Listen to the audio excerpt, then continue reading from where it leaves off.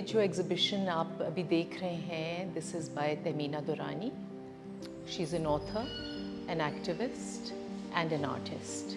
Painting वो writing से पहले कर रही थी एंड जो आज आपने पेंटिंग्स देखी हैं, ये एक कल्मिनेशन है इनकी पेंटिंग की जर्नी की।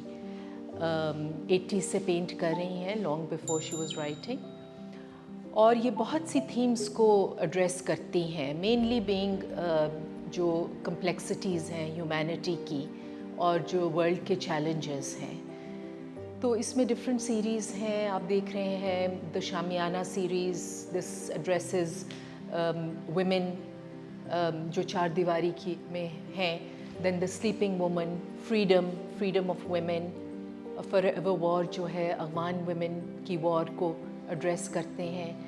हर इनकी सीरीज़ में आप देखेंगे कोई मैसेज मिल रहा है लोगों को।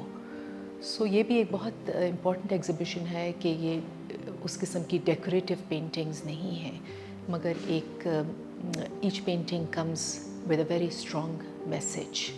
सो इन्होंने बहुत से एस्पेक्ट्स को एड्रेस किया है और ये एग्ज़िबिशन जारी है 24 अप्रैल तक, और आप ज़रूर आके विज़िट करें तंज़ारा गैलरी इन सैदपुर विलेज।